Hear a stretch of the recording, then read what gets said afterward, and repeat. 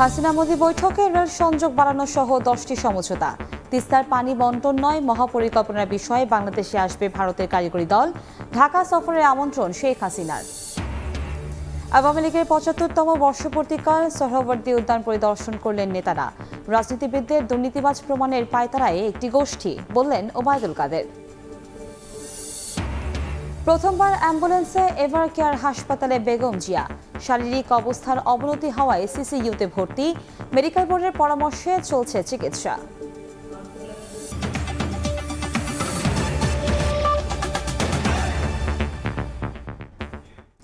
দেখছিলেন শিরোনাম। প্রবাসের সময় সঙ্গে আছি আমি কনক আজাদ। নয়াদিল্লিতে বাংলাদেশ ভারতের দ্বিপাক্ষিক বৈঠক সফল ও ফলপ্রসূ হয়েছে বলে জানালেন দুই প্রধানমন্ত্রী। বৈঠকের আনুষ্ঠানিকতা শেষে দিল্লির হায়দ্রাবাদ হাউসে যৌথ বিবৃতি দেন মোদি হাসিনা। ভারতের প্রধানমন্ত্রী জানান, তিস্তার পানি নিয়ে আলোচনায় শীঘ্রই বাংলাদেশে কারিগরি দল পাঠানো হবে। আর প্রধানমন্ত্রী শেখ হাসিনা বলেছেন, আন্তরিক সম্পর্কে দুই দেশের উন্নয়ন ও বন্ধুত্বের নবযাত্রা শুরু হয়েছে। এর আগে দ্বিপক্ষীয় বৈঠকে দুই দেশের মধ্যে 10টি সমঝোতা সই হয়। নয়াদিল্লি থেকে সুব্রত আচার্যের রিপোর্টে বিস্তারিত। বাংলাদেশের অকৃত্রিম বন্ধুরাষ্ট্র ভারতের রাজধানী নয়াদিল্লির ঐতিহাসিক হায়দ্রাবাদ হাউসে এভাবেই দুই দেশের পতাকায় সেজে উঠেছিল প্রধানমন্ত্রী শেখ হাসিনা ও নরেন্দ্র মোদীর আনুষ্ঠানিক বৈঠকের জন্য। স্থানীয় সময় শনিবার বেলা 12টার কিছু আগে হায়দ্রাবাদ হাউসে পৌঁছলে প্রধানমন্ত্রী শেখ হাসিনাকে অভিবাদন জানান ভারতের নতুন করে প্রধানমন্ত্রীর দায়িত্ব ফিরে পাওয়া নরেন্দ্র মোদী। নতুন করে ক্ষমতায় ফিরে পাওয়ার পর প্রথম দ্বিপাক্ষীয় বৈঠকের আনুষ্ঠানিকতাও ভারত সারল বাংলাদেশের সঙ্গেই। ফটো সেশনের পর হায়দ্রাবাদ হাউসের নীলগিরিতে বৈঠক কক্ষে একান্ত বৈঠকে বসেন প্রধানমন্ত্রী নরেন্দ্র মোদী এবং প্রধানমন্ত্রী শেখ হাসিনা। আনুষ্ঠানিক দ্বিপাক্ষিক বৈঠকের আগে নিজেদের মধ্যে একান্তে কথা বলেন দুই সরকার প্রধান। এরপর হায়দ্রাবাদ হাউসের গার্নাল হলে দুই প্রধানমন্ত্রীর নেতৃত্বে বসে প্রতিনিধি পর্যায়ের বৈঠক। সেখানে বিস্তারিত পরিসরে আলোচিত হয় দুই দেশের সার্বিক ইস্যু। অভিন্ন নদীতে পানি বন্টন, বিদ্যুৎ জ্বালানি সহযোগিতা, ডিজিটাল ও সবুজ অংশীদারিত্ব সহ বিভিন্ন বিষয়ে দুই প্রধানমন্ত্রীর নেতৃত্বে আলোচনা করেন তারা। বৈঠকের বোঝাপড়ার পর দুই দেশের মোট 10টি সমঝোতায় সই করতে সম্মত হয়, যেগুলোর মধ্যে 7টি নতুন আর পুরনো 3টি সমঝোতা নবায়নের সিদ্ধান্ত হয়। এরপর যৌথ সংবাদ বিবৃতি দিতে হায়দ্রাবাদ হাউসের কৈলাস হলে যান দুই প্রধানমন্ত্রী। তাদের উপস্থিতিতেই দুই দেশের সংশ্লিষ্ট কর্মকর্তারা বিনিময় করেন এসব কূটনৈতিক দলিল। পরে দুই সরকার প্রধান যৌথভাবে কথা বলেন গণমাধ্যমের উদ্দেশ্যে। তাদের অভিন্ন বার্তা, বন্ধুত্বপূর্ণ সম্পর্ক বজায় রেখে অগ্রসর হওয়া। ভারতের একটা বিশাল দেশ, বিরাট অর্থনীতির দেশ, তাদের সহযোগিতা পাওয়াটা এটা আমাদের জন্য অত্যন্ত গুরুত্বপূর্ণ এবং এই বন্ধুত্বপূর্ণ সম্পর্কের জন্যই আজকে আমরা অনেক উন্নতি করতে সক্ষম হয়েছি। আমাদেরও বলতে গেলে নতুন সরকার যদিও আমরা প্রায় 5 মাস অতিক্রম করেছি, যাত্রা শুরু হয়েছে উন্নয়নের পথে, বন্ধুত্বের পথে, সেটাই আমি বলতে চাই। তিস্তা নদী के संरक्षण एवं प्रबंधन पर बातचीत के लिए शीघ्र ही एक टेक्निकल टीम बांग्लादेश का दौरा करेगी। 2022 সালের পর প্রধানমন্ত্রী মোদী এবং শেখ হাসিনার একাধিকবার বিভিন্ন অনুষ্ঠানে দেখা হলেও দুই দেশই নতুন সরকার গঠনের পর আনুষ্ঠানিক দ্বিপাক্ষিক বৈঠক এটি প্রথম। হিন্দিতে মোদীকে বাংলাদেশ সফরের আমন্ত্রণ জানান শেখ হাসিনা। आइए बांग्लादेश में, देखिए बांग्लादेश को कितना कुछ हमने कर पाया और हमने क्या करेंगे। প্রতিবেশী দুই রাষ্ট্রের অর্থনীতির চাকা ঘুরতে পারে এই বন্ধুত্বের দৃঢ়তার মধ্য দিয়ে, আর সেটাই এবার হায়দ্রাবাদ হাউসে প্রধানমন্ত্রী শেখ হাসিনা এবং ভারতের প্রধানমন্ত্রী নরেন্দ্র মোদী যৌথ সাংবাদিক সম্মেলনে সামনে আনলেন। নয়াদিল্লির হায়দ্রাবাদ হাউস থেকে সুব্রত আচার্য, সময় সংবাদ। এর আগে নয়াদিল্লিতে রাষ্ট্রপতি ভবন রাইসিনা হিলে রাষ্ট্রীয় সংবর্ধনা ও গার্ড অফ অনারে সম্মান জানানো হয় প্রধানমন্ত্রী শেখ হাসিনাকে। পুরো সময় সেখানে উপস্থিত ছিলেন ভারতের প্রধানমন্ত্রী নরেন্দ্র মোদী। এরপর রাজঘাটে গিয়ে মহাত্মা গান্ধীর সমাধিতে শ্রদ্ধা জানান শেখ হাসিনা। সুব্রত আচার্যের আরও একটি প্রতিবেদন। নতুন দায়িত্ব নিয়ে প্রথম কোনো বিদেশি অতিথি হিসেবে প্রতিবেশী বাংলাদেশকেই প্রাধান্য দিল মোদী সরকার। বিশ্বস্ত বন্ধু রাষ্ট্রের সেই ডাকে প্রধানমন্ত্রী শেখ হাসিনাও ছুটে গেছেন ভারতের রাজধানীতে। তাকে রাষ্ট্রীয়ভাবে সম্মান জানাতে এভাবেই প্রস্তুত হয়েছিল রাষ্ট্রপতি ভবন।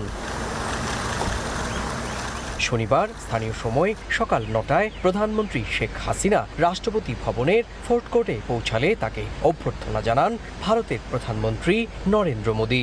এরপর অভিবাদন মঞ্চের দিকে পা বাড়ান প্রধানমন্ত্রী শেখ হাসিনা।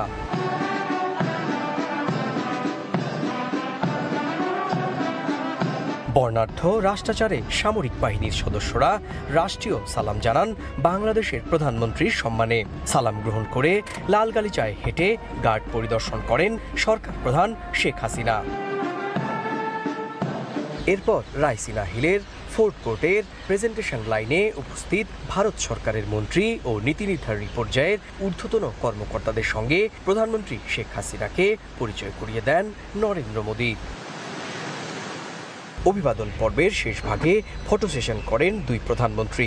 আনুষ্ঠানিকতা শেষ হলে অতিথি শেখ হাসিনাকে গাড়িতে তুলে দিয়ে রাষ্ট্রপতি ভবন থেকে বিদায় জানান টানা তৃতীয় মেয়াদে ক্ষমতায় আসা নরেন্দ্র মোদী। এরপর ভারতের জাতির পিতা মহাত্মা গান্ধীর প্রতি শ্রদ্ধা জানাতে প্রধানমন্ত্রী শেখ হাসিনা যান রাজঘাটে। সেখানে অহিংস মতবাদের জন্য জগৎ বিখ্যাত মোহনদাস করমচাঁদ গান্ধীর প্রতি শ্রদ্ধা জানান বঙ্গবন্ধু কন্যা। ফুল ছিটিয়ে জানান সম্মান। শ্রদ্ধা জানানো শেষে রাজঘাটের পরিদর্শন বইতেও স্বাক্ষর করেন প্রধানমন্ত্রী। মহাত্মা গান্ধীর ওপর লেখা কিছু বইয়ের সংস্করণ ও স্মারক উপহার তুলে দেন রাজঘাটের ঊর্ধ্বতন কর্মকর্তারা। রাষ্ট্রপতি ভবনে আনুষ্ঠানিক লাল গালিচা সম্বর্ধনার মধ্য দিয়ে প্রধানমন্ত্রীর রাষ্ট্রীয় সফরের শুরু হলো। হায়দ্রাবাদ হাউসে দুই প্রধানমন্ত্রীর বৈঠকের দিকে তাকিয়ে এখন গোটা বিশ্ব। ভারতের রাষ্ট্রপতি ভবনের সামনে থেকে সুব্রত আচার্য, সময় সংবাদ। তিস্তার পানি বণ্টন চুক্তি থেকে আনুষ্ঠানিকভাবে যেন সরেই গেল ভারত। পানি বণ্টন নয়, বরং চীনকে টেক্কা দিয়ে মহাপরিকল্পনায় অংশ নেওয়ার লক্ষ্যই স্থির করেছে নয়াদিল্লি। দুই দেশের প্রধানমন্ত্রী পর্যায়ে বৈঠকের পর দেশটির পররাষ্ট্র সচিব জানিয়েছেন, তিস্তা মহাপরিকল্পনায় বিনিয়োগের বিষয়ে বাংলাদেশ যাবে কারিগরি দল। সীমানার ওপারে পানি বেড়ে যাওয়ায় 4 দিন আগে আবারও তিস্তার বাঁধ খুলে দেয় ভারত। ফলে আবারও প্লাবিত হওয়ার আশঙ্কায় উত্তরের 4 জেলার মানুষ। অথচ বর্ষা মৌসুম ছাড়া অন্য সময় বাঁধ আটকে দেয়ায় এই একই তিস্তা হয়ে পড়ে পানি শূন্য। ফলে এই তিস্তা 12 মাসই বাংলাদেশের লাখ লাখ মানুষের জন্য এক বিভীষিকা। বাংলাদেশ ও ভারতের মধ্যে দীর্ঘমেয়াদী অমীমাংসিত বিষয় তিস্তা নদীর পানি বণ্টন চুক্তি। 2011 সালে ভারতের প্রধানমন্ত্রীর বাংলাদেশ সফর এবং 2014 সালে শেখ হাসিনার ভারত সফরে তিস্তার পানি বণ্টন চুক্তির বিষয়ে আশায় গুড়ে বালি হয়ে যায়। এরপর থেকে দুই দেশের উচ্চ পর্যায়ের সব সফরেই বাংলাদেশের আগ্রহ তিস্তার পানি। শনিবার নয়াদিল্লিতে দুই দেশের সর্বোচ্চ পর্যায়ের বৈঠকে ওঠে তিস্তা ইস্যু। পরে ভারতের প্রধানমন্ত্রী বলেন, বাংলাদেশে তিস্তা নদী সংরক্ষণ ও ব্যবস্থাপনার জন্য দেশটির কারিগরি দল শিগগিরই বাংলাদেশ সফর করবেন। बांग्लादेश में तीस्ता नदी के संरक्षण एवं प्रबंधन पर बातचीत के लिए शीघ्र ही एक टेक्निकल टीम বাংলাদেশ का दौरा करेगी। অর্থাৎ পানি বণ্টন চুক্তি থেকে আনুষ্ঠানিকভাবে সরেই গেল ভারত। দেশটির পররাষ্ট্র সচিব সাংবাদিকদের প্রশ্নে স্পষ্ট করলেন, পানি ভাগাভাগি নয়, ভারতের চোখ এখন Teesta মহাপরিকল্পনায়। Conservation of Teesta River, which requires a fair degree of, I should say, technical management. It's less about water sharing per se. It's more about the management of the water flows within Teesta River. বর্ষার পানি ধরে রেখে সারা বছর ব্যবহারের জন্য তিস্তা মহাপরিকল্পনা বাস্তবায়নে শুরু থেকে আগ্রহ দেখিয়ে আসছে চীন। এরই মাঝে মে মাসে বাংলাদেশ সফর করে এই মহাপ্রকল্পে অর্থায়নের প্রস্তাব দেন ভারতের পররাষ্ট্র সচিব। তাজওয়ার মাহমুদ, সময় সংবাদ, ঢাকা। চট্টগ্রাম ও মোংলা বন্দর ব্যবহারে ভারত আগ্রহ প্রকাশ করেছে জানিয়েছেন পররাষ্ট্রমন্ত্রী ডক্টর হাসান মাহমুদ। সীমান্তে হত্যা শূন্যে নামিয়ে আনতেও আলোচনা হয়েছে দুই প্রধানমন্ত্রীর। নয়াদিল্লিতে প্রেস ব্রিফিংয়ে কথা বলেছেন পররাষ্ট্রমন্ত্রী। বাংলাদেশের চট্টগ্রাম এবং মোংলা বন্দর যাতে ভারতের উত্তর পূর্বাঞ্চলীয় বিশেষ করে রাজ্যগুলো ব্যবহার করতে পারে সে নিয়ে ভারতের মাননীয় প্রধানমন্ত্রী তাদের আগ্রহ এবং আমাদের যে অগ্রগতি সেটি নিয়ে আলোচনা হয়েছে এবং বর্ডার কিলিং যাতে কমে সেটি নিয়ে আসলে রাজনৈতিক পর্যায়ে বর্ডার কিলিং শূন্যে নিয়ে আসার জন্য আমাদের উভয় দেশ অত্যন্ত আগ্রহী, কিন্তু এরপরও সেখানে ঘটছে ঘটনা, সেটি যাতে কমানো যায় সেটি নিয়েও আলোচনা হয়েছে। ভারত উইলিং আছে তিস্তা প্রকল্পে আমাদেরকে সহায়তা করার জন্য। আপনারা জানেন যে অন্যান্য দেশও এ ব্যাপারে আগ্রহ আছে, তো আমরা দুই দেশের টেকনিক্যাল কমিটি বসে এই বিষয়টাকে ফার্দার এগিয়ে নিয়ে যাবে। এদিকে ঢাকার উদ্দেশ্যে দিল্লি ছাড়ার আগে ভারতের রাষ্ট্রপতি দ্রৌপদী মুর্মুর সঙ্গে সৌজন্য সাক্ষাৎ করেছেন প্রধানমন্ত্রী শেখ হাসিনা। হায়দ্রাবাদ হাউসে নরেন্দ্র মোদীর সঙ্গে নির্ধারিত বৈঠক শেষে শনিবার বিকেলে রায়সিনা হিলের রাষ্ট্রপতি ভবনে যান শেখ হাসিনা। সেখানে পৌঁছলে রাষ্ট্রপতি দ্রৌপদী মুর্মু স্বাগত জানান প্রধানমন্ত্রীকে। ফটো সেশনের পাশাপাশি দুই শীর্ষ নেতা নিজেরা পরস্পরের খোঁজ খবর নেন। ভারত সফরের জন্য প্রধানমন্ত্রীকে ধন্যবাদ জানান দ্রৌপদী মুর্মু। দুই দেশের উচ্চ পর্যায়ের প্রতিনিধিরা এ সময় উপস্থিত ছিলেন।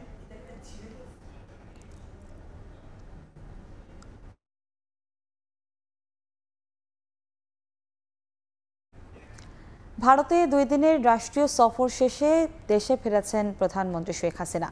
হযরত শাহজালাল আন্তর্জাতিক বিমানবন্দরে শনিবার রাত 8:25 অবতরণ করে সরকার প্রধান ও তার সফর সঙ্গীদের বহনকারী বিমান বাংলাদেশের ফ্লাইট। এর আগে স্থানীয় সময় সন্ধ্যা 5:50 দিল্লির পালাম বিমানবন্দর থেকে রওনা দেন প্রধানমন্ত্রী।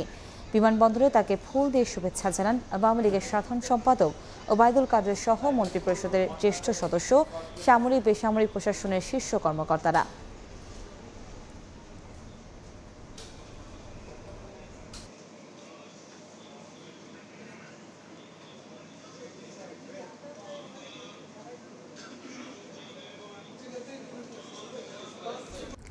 রাজনীতিবিদদের দুর্নীতিবাজ প্রমাণের পায়তারা করছে একটি গোষ্ঠী, এমন মন্তব্য করেছেন আওয়ামী লীগের সাধারণ সম্পাদক ওবায়দুল কাদের। রোববার দলের 75তম বর্ষপূর্তি উপলক্ষে সোহরাওয়ার্দী উদ্যানের সমাবেশ স্থল পরিদর্শনকালে কথা বলেন তিনি। বলেন, নির্বাচনী ইশতেহার বাস্তবায়ন সহ বাংলাদেশকে একটি অসাম্প্রদায়িক দেশ হিসেবে গড়ে তোলাই এখন লক্ষ্য।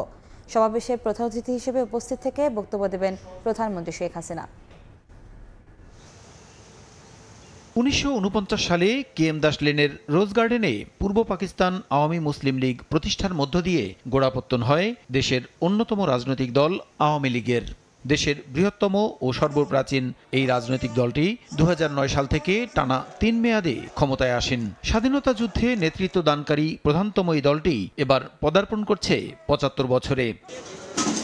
75তম প্রতিষ্ঠাবার্ষিকী উপলক্ষে রোববার দলটির পক্ষ থেকে ঐতিহাসিক সোহরাওয়ার্দী উদ্যানে মহাসমাবেশ সহ বিস্তারিত কর্মসূচি গ্রহণ করা হয়েছে। শনিবার সকালে দলের সাধারণ সম্পাদক ওবায়দুল কাদের সহ সিনিয়র নেতারা অনুষ্ঠানের স্থল পরিদর্শন করেন। আমরা রাজনীতি করি মানুষের জন্য, মানুষের সাথে আমরা ছিলাম, আছি, ভবিষ্যতেও থাকব। অসৎ ব্যবসায়ী ও দুর্নীতির বিরুদ্ধে জিরো টলারেন্স ঘোষণা দিয়ে তিনি বলেন, দেশের রাজনীতিবিদদের ব্যর্থ প্রমাণ করতে অপতৎপরতা চালাচ্ছে একটি মহল। পলিটিশিয়ানরা ব্যর্থ এটা প্রমাণ করার জন্য এক শ্রেণীর লোক আজকে বাংলাদেশে তৎপরতা চালাচ্ছে। আমরা সেটা বুঝি, তার বিরুদ্ধে আমরাও প্রস্তুত। 75 বছরে দলের অপ্রাপ্তির হিসেব নয়, প্রাপ্তির হিসাব করেই দল এগিয়ে যাচ্ছে বলে উল্লেখ করেন ওবায়দুল কাদের। সেটা হচ্ছে প্রসূন আশিস, সময় সংবাদ, ঢাকা। গৌরবের 7.5 দশকে বাংলাদেশ আওয়ামী লীগ। গণমানুষের দলটি দীর্ঘ পথ চলায় ষড়যন্ত্র, সামরিক শাসনের রক্তচক্ষু সহ নানা চড়াই উতরাই পার করে এসেছে। নেতারা বলছেন, বঙ্গবন্ধু কন্যার সাহসের বড় ভিত্তি তৃণমূল, তাই যত আঘাত এসেছে ততই শক্তিশালী হয়েছে আওয়ামী লীগ। তৃণমূলের নেতাকর্মীরা মনে করেন, উন্নয়ন পরিকল্পনায় প্রান্তিক মানুষ সবসময় অগ্রাধিকার পাওয়ায় বারবার গণমানুষের ভোটে রাষ্ট্র ক্ষমতায় বসেছে দলটি। তৃণমূলের নেতারা মনে করেন, শেখ হাসিনার নেতৃত্বে শুধু আওয়ামী লীগ নয়, বাংলাদেশই সাহস পেয়েছে বিশ্বের বুকে মাথা উঁচু করে দাঁড়ানোর। তৃণমূল নেতাকর্মীদের উপর অনেক অত্যাচার, অনেক নির্যাতন, অনেক জেল জুলুম, অনেক অত্যাচার ভোগ করার পরেই কিন্তু আমরা আজকে এই বর্তমান অবস্থানে পড়ছি। যারা তৃণমূলের দায়িত্বে আছেন তারা সবাই কিন্তু ত্যাগী পরীক্ষিত, তারা বিভিন্ন আন্দোলন সংগ্রামে তাদের এই ত্যাগের পরীক্ষার তারা উত্তীর্ণ হয়েছেন। আওয়ামী লীগকে যতবার ষড়যন্ত্রের মাঝে ফেলে আওয়ামী লীগের অগ্রযাত্রাকে গতিরোধ করার চেষ্টা করা হয়েছে, সেটা বালির বাঁধের মতো উড়ে গিয়েছে। নানা বাধা আর রক্তচক্ষুর সামনে যেখানে অনেক দল হেরেছে, সেখানে আরো শক্তিশালী হয়েছে আওয়ামী লীগ। নেতারা বলছেন, জনকল্যাণ বান্ধব উদ্যোগের কারণে দেশের বৃহত্তম দলটি শুধু সংগঠন নয়, এটি গণমানুষের দল। সেই যে বীজ বপন করেছে জাতির জনক বঙ্গবন্ধু শেখ মুজিবুর রহমান, সেই বীজ থেকে এখন এটা বটবৃক্ষে রূপান্তরিত হয়েছে। আমাদের দলের মধ্যে তৃণমূলের কর্মীদের কিন্তু মূল্যায়নটা বেশি, যে কারণে এই দলটা এখনো শক্তিশালী। আওয়ামী লীগ তৃণমূলের দল, তৃণমূলে আওয়ামী লীগকে বাঁচায় রাখিছে। তৃণমূলের নেতাকর্মীদের আশা, অতীতের মতো আগামী দিনেও আলো ছড়াবে আওয়ামী লীগ, যে আলো ছড়িয়ে পড়বে সবুজ শ্যামল বাংলার 56,000 বর্গমাইল পেরিয়ে বিশ্বজুড়ে। ওমর ফারুক, সময় সংবাদ। হঠাৎ অসুস্থ হয়ে পড়ায় সিসিইউতে ভর্তি করা হয়েছে বিএনপি চেয়ারপারসন বেগম খালেদা জিয়াকে। রাজধানীর এভারকেয়ার হাসপাতালে চিকিৎসাধীন রয়েছেন তিনি। শুক্রবার রাতে হঠাৎ করে বেগম জিয়ার শ্বাসকষ্ট বেড়ে গেলে প্রথমবার অ্যাম্বুলেন্সে হাসপাতালে নেওয়া হয় তাকে। শুক্রবার গভীর রাতে হঠাৎ করে ফিরোজায় প্রবেশ করে অ্যাম্বুলেন্স। তড়িঘড়ি করে হাসপাতালে নেওয়া হয় সাবেক প্রধানমন্ত্রী ও বিএনপি চেয়ারপারসন বেগম খালেদা জিয়াকে। রাত ৩টায় হাসপাতালে নেওয়ার পরই ভর্তি করা হয় করোনারি কেয়ার ইউনিট সিসিইউতে। রাত 12টার পর বেগম খালেদা জিয়ার শ্বাসকষ্ট বাড়তে থাকে। এক পর্যায়ে অবস্থার অবনতি হলে তার ব্যক্তিগত চিকিৎসক AZM জাহিদ হোসেন ও ডাক্তার শাহাবুদ্দিন তালুকদার তাকে হাসপাতালে নেওয়ার সিদ্ধান্ত নেন। তবে বেগম জিয়ার ব্যক্তিগত গাড়ি নয়, এভারকেয়ার হাসপাতালের অ্যাম্বুলেন্সে নেওয়া হয় তাকে। এর আগে বহুবার হাসপাতালে যাওয়া আসা হলেও এবারই প্রথম অ্যাম্বুলেন্সে হাসপাতালে নেওয়া হলো সাবেক প্রধানমন্ত্রী বেগম জিয়াকে। ডাক্তার AZM জাহিদ হোসেন জানিয়েছেন, শারীরিক অবস্থার অবনতি হওয়ায় গভীর রাতেই হাসপাতালের সিসিইউতে ভর্তি করা হয় বিএনপি নেত্রীকে। এদিকে শনিবার বিকেলে হাসপাতালে গিয়ে বিএনপি চেয়ারপারসনের শারীরিক অবস্থার খোঁজ খবর নেন দলের মহাসচিব মির্জা ফখরুল ইসলাম আলমগীর। হাসপাতালে দেখতে গিয়েছিলাম, এখন তিনি সিসিইউতে আছেন। তার অবস্থা অত্যন্ত আশঙ্কাজনক। ডাক্তাররা ভেতরে কাউকে যেতে দিচ্ছেন না। আমি ডাক্তারদের সঙ্গে কথা বলে যেটা জানতে পেরেছি যে তার অবস্থা বেশ ক্রিটিক্যাল। জনগণের কাছে আহ্বান জানাতে চাই, তারা যেন ম্যাডামের যেন সুস্থ হন, সেজন্য যেন দোয়া করেন আল্লাহ তাআলার কাছে। ৭৮ বছর বয়সী বেগম খালেদা জিয়া আর্থ্রাইটিস, হৃদরোগ, ফুসফুস, কিডনি, লিভার ও ডায়াবেটিস সহ বিভিন্ন জটিলতায় ভুগছেন। আহমেদ সালেহিন, সময় সংবাদ, ঢাকা। আবারও অবরোধ কিংবা ঘেরাও থেরাপিতে যেতে চায় বিএনপি। নেতারা বলছেন, ক্ষমতায় থাকা অবস্থায় ব্যালটের মাধ্যমে আওয়ামী লীগকে পরাজিত করা সম্ভব নয় বলেই কৌশল পরিবর্তন করে রাজপথে নামবেন তারা। যুগপৎ আন্দোলনে শরিকদের সঙ্গে আলাপ আলোচনা চালাচ্ছেন বিএনপির শীর্ষ নেতারা। আহমেদ সালেহিনের আরও একটি রিপোর্ট। বিপুল জনসমর্থন থাকা সত্ত্বেও কেন আন্দোলনের ফলাফলে ব্যর্থতা এবং কি হতে পারে নতুন কৌশল, এসব নিয়ে দফায় দফায় মিত্রদের সঙ্গে সম্প্রতি বৈঠক করেছে বিএনপি। তাহলে সামনে আবারও রাজপথে নামছে কি বিএনপি?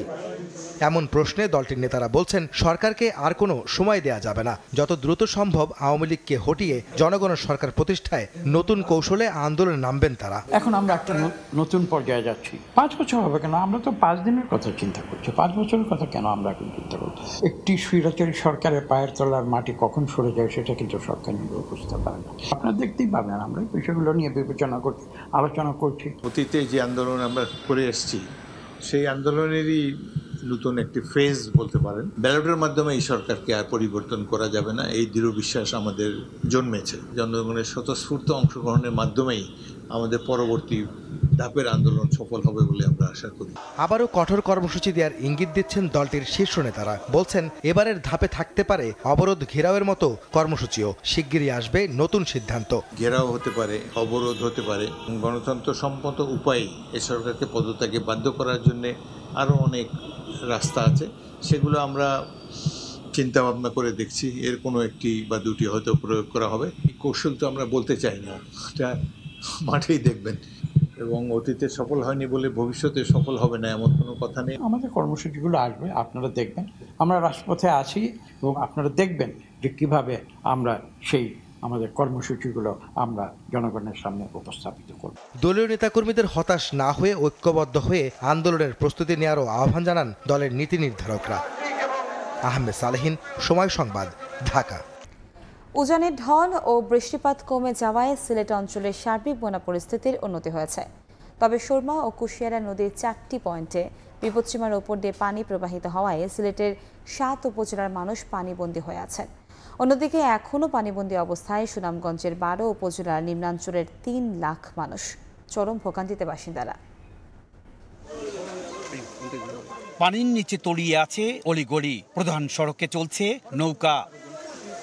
এই চিত্র সিলেটের ফেঞ্চুগঞ্জ উপজেলা শহরের প্রাচীনতম বাজারে। 2.5 কিলোমিটার দীর্ঘ বাজারের বেশিরভাগ দোকানপাট ও ব্যবসা প্রতিষ্ঠান পানির নিচে তলিয়ে আছে। এক সপ্তাহ পানি, দোকানও, রাস্তাঘাটে পানি, বাড়িতে পানি। কমছে না কুশিয়ারা নদীর পানি। ফেঞ্চুগঞ্জ বাজার কুশিয়ারা নদীর তীরে হওয়ায় ভোগান্তি দীর্ঘমেয়াদী হচ্ছে। পানির লাগেও না আসি ভালো কেন। শতাধিক বছরের প্রাচীন এই ফেঞ্চুগঞ্জ বাজারে এখন নৌকা চলাচল করছে। এই অবস্থার উন্নতি চাচ্ছেন ব্যবসায়ীরা। এদিকে সুনামগঞ্জের উঁচু এলাকার পানি নেমে গেলেও নিম্নাঞ্চলের পানি কমছে ধীর গতিতে। সদর উপজেলার মোল্লাপাড়া ইউনিয়নের বেশিরভাগ গ্রাম এবং দুয়ারাবাজার উপজেলার নিম্নাঞ্চলের রাস্তা ও বাড়িঘর এখনো তলিয়ে আছে। সদর উপজেলার ইকবালনগর এলাকার পানি নেমে যাওয়ায় স্পষ্ট হয়ে উঠছে ক্ষতচিহ্ন। খোয়াই নদীর পানি কমায় হবিগঞ্জের নবীগঞ্জ উপজেলার বাড়িঘর থেকে নেমে যাচ্ছে পানি। তবে দিগলবাগ, মথুরাপুর ও ইনাদগঞ্জ এলাকায় ভাঙ্গা বাঁধ দিয়ে এখনো নিম্নাঞ্চলে ঢুকছে পানি। উজানে বৃষ্টিপাত না থাকায় মৌলভীবাজারের মনু ও ধলাই নদীর পানি নামতে শুরু করেছে। ইকরামুল কবির, সময় সংবাদ। শুধু উত্তর পূর্ব ভারত নয়, মহারাষ্ট্র, চেন্নাই সহ ভারতের অন্যান্য অঞ্চলে বাংলাদেশি ব্যবসায়ীদের কর্মকাণ্ড বাড়ানোর আহ্বান জানিয়েছেন confederation of Indian industry CII। গণমাধ্যমকে এই কথা জানান প্রধানমন্ত্রীর বেসরকারি শিল্প ও বিনিয়োগ বিষয়ক উপদেষ্টা সালমান এফ রহমান। তিনি আরও জানান, প্রতিবেশী রাষ্ট্রের স্বার্থকে অগ্রাধিকার দিতে সবসময় প্রস্তুত দুই দেশের প্রধানমন্ত্রী। দুদিনের রাষ্ট্রীয় সফরের প্রথম দিনে প্রধানমন্ত্রী শেখ হাসিনার সঙ্গে সৌজন্য সাক্ষাৎ করেন ভারতের বেসরকারি বাণিজ্য সমিতি confederation of Indian industry CII এর প্রধান নির্বাহী কর্মকর্তারা। এ সময় ভারতীয় ব্যবসায়ীদের বাংলাদেশে বিনিয়োগের আহ্বান জানান প্রধানমন্ত্রী। সাক্ষাৎকালে বাংলাদেশের প্রতিনিধি দলে ছিলেন প্রধানমন্ত্রীর বেসরকারি শিল্প ও বিনিয়োগ উপদেষ্টা সালমান এফ রহমানও। গণমাধ্যমকে তিনি জানিয়েছেন, বাণিজ্য ও বিনিয়োগ সম্প্রসারণে সবসময় গুরুত্ব দিয়ে আসছে Bangladesh. Our relationship with India is very, very close. Prime Minister Modi has always said neighborhood first. Prime Minister Hasina also always says that she'll give priority to neighbors. We want to build much more on the existing very, very friendly and strong relations which exist. The relationship is, basically increasing our economic cooperation between the two countries, both at the government level but more importantly at the private sector level. প্রধানমন্ত্রীর সঙ্গে ওই বৈঠকে কেবল উত্তর পূর্ব ভারত নয়, পুরো ভারতে অর্থনৈতিক কর্মকাণ্ড বাড়ানোর প্রস্তাব দেয় CII. There's been a lot of concentration in the northeast. India and Bangladesh, a lot of work has been done, a lot of cooperation, economic cooperation has been done. But CII today gave a very, very interesting proposal which Prime Minister Hasina supported wholeheartedly, and that is that Bangladesh businesses should also look at other areas of India. প্রধানমন্ত্রী শেখ হাসিনার সঙ্গে সাক্ষাৎ করেছেন ভারতের পররাষ্ট্রমন্ত্রী S জয়শঙ্করও। Yanur Shifat, সময় সংবাদ। যুক্তরাষ্ট্রের শিক্ষা প্রতিষ্ঠান থেকে গ্র্যাজুয়েট ডিগ্রি অর্জনধারী বিদেশি শিক্ষার্থীদের গ্রিন কার্ড দেওয়ার প্রতিশ্রুতি দিয়েছেন সাবেক মার্কিন প্রেসিডেন্ট ও রিপাবলিকান দলের প্রার্থী ডোনাল্ড ট্রাম্প। সাধারণত অভিবাসন বিষয়ে তার দৃষ্টিভঙ্গি কঠোর হলেও নির্বাচনকে সামনে রেখে সুর নরম করেছেন কট্টরপন্থী সাবেক এই প্রেসিডেন্ট। এর আগে প্রেসিডেন্ট জো বাইডেন 5 লাখ অভিবাসীকে বৈধ করার ঘোষণা দেন। নিউ ইয়র্ক থেকে হাসানুজ্জামান সাকির রিপোর্ট। যুক্তরাষ্ট্রের প্রেসিডেন্ট নির্বাচন সামনে রেখে প্রতিশ্রুতির প্রতিযোগিতা শুরু হয়েছে প্রতিদ্বন্দ্বী দুই প্রার্থীর মধ্যে। অভিবাসন বিরোধী হিসেবে পরিচিত রিপাবলিকান প্রার্থী সাবেক প্রেসিডেন্ট ডোনাল্ড ট্রাম্পও এবার বিদেশিদের গ্রিন কার্ড দেওয়ার প্রতিশ্রুতি দিলেন। বৃহস্পতিবার অল ইন ব্যবসা এবং প্রযুক্তির ডিজিটাল গণমাধ্যম পডকাস্টকে এ কথা বলেন ট্রাম্প। যুক্তরাষ্ট্রের শিক্ষা প্রতিষ্ঠান থেকে বিদেশিদের গ্র্যাজুয়েট ডিগ্রি নেয়ার পরামর্শ দিলেন তিনি। বলেন, ডিপ্লোমা ডিগ্রি নিলে বিদেশিরা গ্রিন কার্ড পাবেন এবং স্থায়ীভাবে যুক্তরাষ্ট্রে থাকতে পারবেন। যুক্তরাষ্ট্রের গ্রিন কার্ডধারী একজন বিদেশি স্থায়ীভাবে দেশটিতে বসবাস করতে পারেন এবং 5 বছর পর নাগরিকত্ব পান। ট্রাম্প বলেন, কলেজ থেকে স্নাতক ডিগ্রি বা জুনিয়র কলেজ হিসেবে পরিচিত শিক্ষা প্রতিষ্ঠান থেকে কেউ 2 বছরের ডিপ্লোমা প্রোগ্রাম শেষ করতে পারলে তারাও গ্রিন কার্ড পেতে পারেন। ডক্টরেট গ্র্যাজুয়েটধারীরাও পাবেন এই সুযোগ। বিশ্বের বিভিন্ন দেশ থেকে উদীয়মান সেরা মেধাবী শিক্ষার্থীদের যুক্তরাষ্ট্রে আনার প্রতিশ্রুতিও দিয়েছেন ডোনাল্ড ট্রাম্প। বলেন, অনেকেই যুক্তরাষ্ট্রের নামকরা কলেজ থেকে ডিগ্রি নিয়ে এখানেই থাকতে মরিয়া, কিন্তু তারা সেটা পারেন না। তিনি তাদেরকে সেই সুযোগ দিতে চান। ট্রাম্প বলেন, মার্কিন প্রতিষ্ঠানগুলোতে করিতকর্মা জনবল দরকার। তিনি ক্ষমতায় এলে প্রথম দিনেই এই কাজটি করতে চান। হঠাৎ কেন অভিবাসন বান্ধব এই প্রতিশ্রুতি দিলেন ট্রাম্প? বিশ্লেষকরা বলছেন, মার্কিন নাগরিককে বিয়ে করেছেন এমন প্রায় 5 লাখ কাগজপত্রহীন অভিবাসীকে সম্প্রতি নাগরিকত্ব দেওয়ার ঘোষণা দিয়েছেন ডেমোক্র্যাট প্রেসিডেন্ট জো বাইডেন। এর পরপরই ট্রাম্প তার এই অভিবাসন নীতির প্রতিশ্রুতি দিলেন। হাসানুজ্জামান সাকি, সময় সংবাদ, নিউ ইয়র্ক। পবিত্র হজের মূল আনুষ্ঠানিকতা শেষ হওয়ার পরপরই ওমরা পালনে আগ্রহীদের জন্য সুখবর দিল সৌদি সরকার। আগামী 19 জুলাই থেকে ওমরা পালনে ইচ্ছুক মুসল্লিরা সৌদি আরবে ওমরা পালন করতে পারবেন। এর আবেদন শুরু করতে পারবেন এখন থেকে। সৌদি আরব থেকে বিস্তারিত আরিফুর রহমানের প্রতিবেদনে। পবিত্র হজ এর মূল আনুষ্ঠানিকতা শেষ হওয়ার পরপরই ধর্মপ্রাণ মুসলিমদের জন্য ফের ওমরা ভিসা চালু হয়েছে। হজের কারণে সাময়িকভাবে বন্ধ ছিল এই পরিষেবা। এখন থেকে যে কেউ দেশটির হজ ও ওমরা মন্ত্রণালয়ের অ্যাপ নসুক এর মাধ্যমে আবেদন করে ওমরা ভিসা গ্রহণ করতে পারবেন। 19 জুলাই থেকে শুরু হবে ওমরা পালনের কার্যক্রম। বৃহস্পতিবার এই তথ্য জানিয়ে সংবাদ মাধ্যম গালফ নিউজ একটি প্রতিবেদন প্রকাশ করে। এতে বলা হয়, নসুক অ্যাপের মাধ্যমে সারা বিশ্বের মুসল্লিদের জন্য মক্কা ও মদিনা ভ্রমণের ব্যবস্থা আরও সহজ হয়েছে। এছাড়া এই অ্যাপে মুসল্লিরা পছন্দ অনুযায়ী বাড়ি বা বাসস্থানও বেছে নিতে পারবেন। পাশাপাশি প্রবেশ করতে পারবেন ওমরাহ বিষয়ক বিস্তৃত তথ্যের ভাণ্ডারে। ব্যবহারকারীরা সহজেই যাতে পছন্দ অনুযায়ী প্যাকেজ বেছে নিতে পারেন এবং সাবলীলভাবে চলাচল করতে পারেন সেজন্য অ্যাপটিতে বেশ কয়েকটি ভাষাও যুক্ত করা আছে। সপ্তাহের 7 দিনই 24 ঘন্টা চালু থাকবে বিভিন্ন পরিষেবা। আরিফুর রহমান, সময় সংবাদ, সৌদি আরব। প্রবাসীদের নিরাপত্তার বিষয়ে আরও কঠোর হচ্ছে কুয়েত। চলছে অবৈধ আবাসনে বসবাসরত প্রবাসীদের ধরপাকড়। দেশের স্বরাষ্ট্র মন্ত্রণালয় জানিয়েছে, আইন অমান্যকারীদের ফেরত পাঠানো হবে নিজ দেশে। সংশ্লিষ্টরা বলছেন, এই আইন প্রবাসীদের নিরাপত্তার জন্যই করা হয়েছে।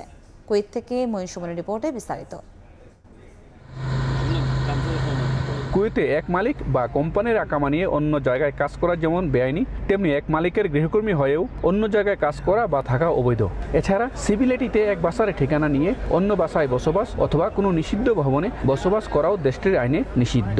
কুয়েতের জনগণ ও প্রবাসীদের নিরাপত্তা নিশ্চিতে এমন আরও অনেক আইন আছে হরহামেশাই যার প্রয়োগ করে থাকে দেশটির আইন শৃঙ্খলা রক্ষাকারী বাহিনী। সম্প্রতি কুয়েতের মাঙ্গাবে ভয়াবহ অগ্নিকাণ্ডে অর্ধশতাধিক প্রাণহানির ঘটনায় এবার প্রবাসীদের নিরাপত্তার বিষয়ে কঠোর হচ্ছে কুয়েত সরকার। আইন অমান্যকারীদের বিরুদ্ধে প্রতিনিয়ত বিভিন্ন অঞ্চলে অভিযান চালাচ্ছে দেশটির আইন শৃঙ্খলা বাহিনী। এসব অভিযানে এরই মধ্যে আটক করা হয়েছে অনেককে। আটককৃতদের 3 থেকে 4 দিনের মধ্যে নিজ দেশে প্রেরণের নির্দেশ দিয়েছে দেশটির স্বরাষ্ট্র মন্ত্রণালয়। এতে চিন্তিত অনেক প্রবাসী বাংলাদেশি। আমরা আসি ফ্রি ভিসা বলে 7-8 লাখ টাকা নিয়ে আসি, ঠিক আছে, কিন্তু এটা ফ্রি ভিসা না, এটা কুয়েতের ঘরের ভিসা, কিন্তু বাইরে কাজ করে, ঠিক আছে, ধরা পড়লে পাঠাই দেয়। 3-4 জনের পক্ষে কখনোই সম্ভব না 3-4 জন মিলিয়ে বাসা ভাড়াটা করে থাকা। একজনের পক্ষে আসবে 90 দিনের 100 দিনার, বেতন পাওয়া হয় 150 দিনার 60 দিনার। যদি 90 দিনের 100 দিনের ঘর ভাড়ায় চলে যায়, আমাদের পক্ষে কী করে এখানে থাকা সম্ভব? এটা একটা বিরাট সমস্যা। অনেক প্রবাসী আর্থিক সুবিধার জন্য একসঙ্গে এক বাসায় গাদাগাদি করে থাকেন। এটিও কুয়েতের আইনে দণ্ডনীয় অপরাধ, যদিও এই আইন প্রবাসীদের নিরাপত্তার জন্যই করা হয়েছে বলছেন সংশ্লিষ্টরা। মঈন সুমন, সময় সংবাদ, কুয়েত। মালয়েশিয়ায় বাংলাদেশ হাই কমিশনের আয়োজনে প্রদর্শিত হল জাতির পিতা বঙ্গবন্ধু শেখ মুজিবুর রহমানের জীবনভিত্তিক চলচ্চিত্র মুজিব, একটি জাতির রূপকার সিনেমার প্রদর্শনী। মালয়েশিয়ার মাল্টিমিডিয়া ইউনিভার্সিটিতে মুজিব সিনেমাটি প্রদর্শন করা হয়। সিনেমাটি দেখে দেশি বিদেশি দর্শকরা আবেগ আপ্লুত হয়ে পড়েন। মালয়েশিয়া থেকে মোহাম্মদ আব্দুল কাদেরের রিপোর্ট। এবার মালয়েশিয়ায় প্রদর্শিত হলো জাতির পিতা বঙ্গবন্ধু শেখ মুজিবুর রহমানের জীবনভিত্তিক চলচ্চিত্র মুজিব, একটি জাতির রূপকার সিনেমার প্রদর্শনী। মালয়েশিয়ার মাল্টিমিডিয়া ইউনিভার্সিটিতে সিনেমাটি প্রদর্শন করা হয়। বাংলাদেশ দূতাবাসের আমন্ত্রণে সিনেমা দেখতে উপস্থিত ছিলেন মালয়েশিয়ার পররাষ্ট্র মন্ত্রণালয় সহ বিভিন্ন মন্ত্রণালয়ের প্রতিনিধি সহ অনেক সরকারি কর্মকর্তা। এছাড়াও মালয়েশিয়া নিযুক্ত ভারতীয় হাইকমিশনার BN রেড্ডি, মাল্টিমিডিয়া ইউনিভার্সিটির প্রেসিডেন্ট ও প্রধান নির্বাহী অধ্যাপক এবং বিভিন্ন দেশের কূটনীতিকরা। এছাড়াও বিভিন্ন বিশ্ববিদ্যালয়ের শিক্ষার্থী, ফ্যাকাল্টি মেম্বার এবং মালয়েশিয়ায় বসবাসরত প্রবাসী বাংলাদেশি ব্যবসায়ী, সাংবাদিক, দূতাবাসের কর্মকর্তা ও কর্মচারীরা সিনেমাটি উপভোগ করেন। সিনেমার প্রেক্ষাপট তুলে ধরেন বাংলাদেশের হাইকমিশনার মোহাম্মদ শামীম আহসান এবং ভারতীয় হাইকমিশনার BN রেড্ডি। এই মুভির মাধ্যমে তারা বঙ্গবন্ধুর যে বর্ণাঢ্য জীবন এবং প্রতিটি ন্যায়সঙ্গত আন্দোলনে তার যে উপস্থিতি এবং তিনি যে শুধু বাংলাদেশের বা দক্ষিণ এশিয়ার নেতা নন, তিনি যে সারা বিশ্বের মানুষের কাছে একজন আদর্শ স্থানীয় নেতা, সেই জিনিসটি, সেই বিষয়টি প্রবলভাবে উঠে এসেছে। প্রদর্শনী শেষে প্রবাসী বাঙালি এবং বিভিন্ন দেশের দর্শকরা সিনেমার নির্মাল শৈলীর প্রশংসা করেন। মোহাম্মদ আব্দুল কাদের, সময় সংবাদ, কুয়ালালামপুর, মালয়েশিয়া। লন্ডনে হয়ে গেল বঙ্গবন্ধুর স্বপ্নের সোনার বাংলা ডিজিটাল থেকে স্মার্ট বাংলাদেশ অগ্রযাত্রায় করণীয় শীর্ষক সেমিনার। উপস্থিত ছিলেন বাংলাদেশ সরকারের মন্ত্রিপরিষদ ও ICT মন্ত্রণালয়ের A2I প্রজেক্টের কৌশলগত যোগাযোগ ডিরেক্টর আশফাক জামান। শুক্রবার সন্ধ্যায় লন্ডন বাংলাদেশ প্রেস ক্লাব মিলনায়তনে বঙ্গবন্ধু লেখক ও সাংবাদিক ফোরাম নিয়োগের আয়োজনে এই অনুষ্ঠান হয়। এখানে আশফাক জামান বলেন, তথ্য প্রযুক্তির উন্নয়ন ছাড়া কোনো দেশের ভাগ্য পরিবর্তন সম্ভব নয়। এজন্য সবাইকে একসঙ্গে কাজ করতে হবে।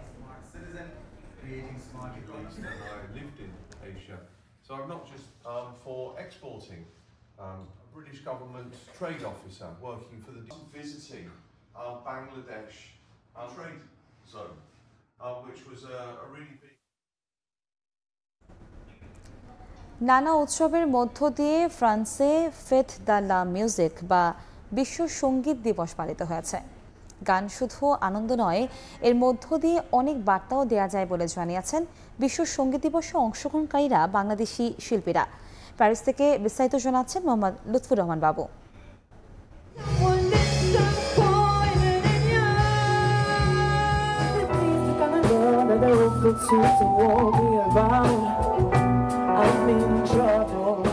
উৎসবের নগরী হিসেবে বেশ জনপ্রিয় ফ্রান্সের প্যারিস, তার উপর চলছে ফেট দ্য লা মিউজিক বা বিশ্ব সঙ্গীত দিবস। ফলে শহরটিতে আনন্দ আরো কয়েক গুণ বেড়ে গেছে। এই দিনে সব বয়সী মানুষ সঙ্গীতের প্রেমে মেতে ওঠেন। অলিগলি থেকে শুরু করে বড় রাস্তার মোড়ে যেমন থাকে গানের আয়োজন, তেমনি কেউ কেউ জানালার ধারেও বড় মিউজিক সিস্টেম লাগিয়ে উৎসবে অংশ নেন। আর তাতে বাদবাঙ্গা উল্লাসে মেতে ওঠেন সঙ্গীত প্রেমীরা। রাজধানী প্যারিসের বাংলাদেশে অধ্যুষিত গার দু নর্দে এই দিবস উপলক্ষে ওপেন কনসার্ট আয়োজন করা হয়, যেখানে বিভিন্ন ভাষাভাষীর পাশাপাশি বাংলা গান পরিবেশন করেন শিল্পীরা।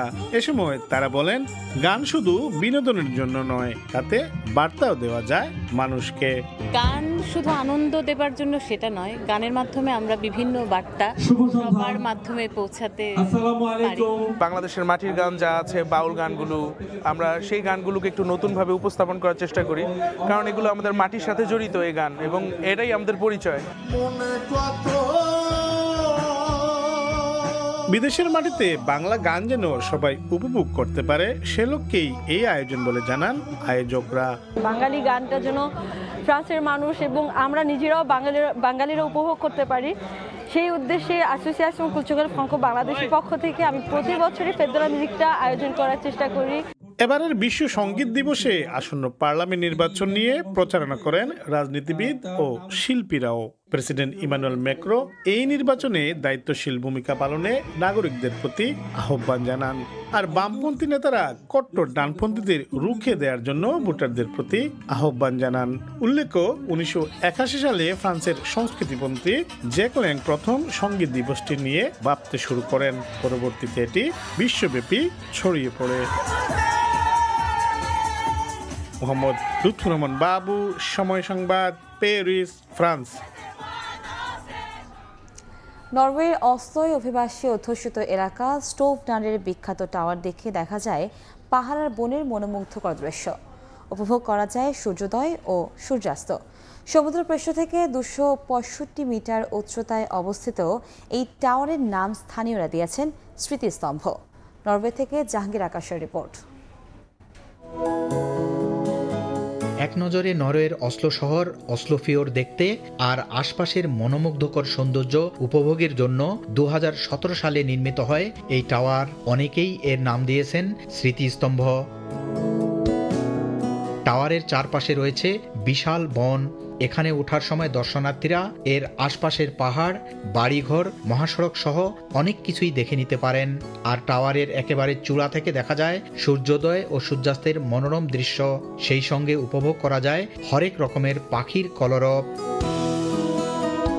এর আশপাশে আছে হাঁটার রাস্তা, যা মিটিং পয়েন্ট নামেও স্থানীয়দের কাছে পরিচিত। টাওয়ারে ওঠার রাস্তার দুই পাশে আছে বসার জায়গা। শারীরিক প্রতিবন্ধী যারা হুইলচেয়ার ব্যবহার করেন তারাও এখানে উঠতে পারেন অনায়াসেই। এই টাওয়ারকে কেবল স্তম্ভনারই নয়, গোটা অসলোরই অন্যতম দর্শনীয় স্থানের খেতাব দিয়েছেন অনেকে। সমুদ্রপৃষ্ঠ থেকে 265 মিটার উচ্চতায় অবস্থিত এই টাওয়ারকে নরওয়ের বৃহত্তম ওয়াকওয়ে টাওয়ারও বলা হয়ে থাকে। বাংলাদেশি মুদ্রায় 24 কোটি টাকা ব্যয়ে এটি নির্মাণ করা হয়। পায়ে হেঁটে এই টাওয়ারের উপর আসতে আপনার সময় লাগবে প্রায় 2.5 থেকে 3 মিনিট। আর এখান থেকে আপনি দেখতে পাবেন অসলো শহরের এক নয়নাভিরাম সৌন্দর্য। জাহাঙ্গীর আকাশ, সময় সংবাদ, অসলো, নরওয়ে। ভারতের বিপক্ষে শান্তদের পারফরমেন্সে চরম হতাশ অ্যান্টিগায় খেলা দেখতে যাওয়া বাংলাদেশি সমর্থকেরা। ফলাফল যাই হোক, হাথুরু সিংহের দলের কাছ থেকে অন্তত লড়াকু খেলা দেখতে চেয়েছিলেন তারা। আমাদের বোলিং আপনি দেখুন, রিয়াদের 2 ওভারে মাত্র 8 রান দিচ্ছে, একটা বাউন্ডারি দেন। রিয়াদকে কেন শেষ করা হলো না? আপনার সাকিব এখন ফর্মে নেই, সাকিবকে বল করাতে হবে। আপনি ওখান থেকে রিয়াদকে 1 ওভার করলেন, চেষ্টা আবার এখানে সেম 3 রান 4 রান করে দিলেন, রিয়াদের 2 ওভার হয়ে গেল। বাংলাদেশ যদি এরকম পারফর্ম করে, I mean they tried, but আমরা ল্যাক করছি পাওয়ার প্লে পারফরমেন্স। যে এখনো টাইগার কাপ আছে, বড় হতে দেরি আছে, যখন বড় হবে we can get ready for the next world cup. আমাদের মেন্টাল যে আমাদের গেম প্ল্যানের মধ্যেই তো তারা নাই। এখন তারা একটা 200 টার্গেটিং ম্যাচে গেম প্ল্যান কিভাবে হবে এটা ওপেনাররা তো শো করেই নাই। জিসাদে যেভাবে লাস্টে মারছে ওইভাবে আমাদের ওপেনারগুলোতে টেস্ট ম্যাচ আছে খেলা খেলছে, ওরা ওপেনারগুলো যদি মারি হাত খুলে খেলতো, একটু রিস্ক নিয়ে খেলতো, তাহলে একটু আশা করা যেত। I think it was a good match. A little bit disappointed with how Bangladesh played. I think they had it till the middle overs. Then they lost wickets, but I think it's a pressure game. এ পর্যায়ে শীর্ষ সংবাদগুলো জানিয়ে দিচ্ছে আরেকবার। হাসিনা মোদি বৈঠকে rail সংযোগ বাড়ানো সহ 10টি সমঝোতা। তিস্তার পানি বন্টন নয়, মহাপরিকল্পনার বিষয়ে বাংলাদেশে আসবে ভারতের কারিগরি দল। ঢাকা সফরের আমন্ত্রণ শেখ হাসিনার। আওয়ামী লীগের 75তম বর্ষপূর্তিকাল সোহরাওয়ার্দী উদ্যান পরিদর্শন করলেন নেতারা। রাজনীতিবিদদের দুর্নীতিবাজ প্রমাণের পায়তারায় একটি গোষ্ঠী, বললেন ওবায়দুল কাদের।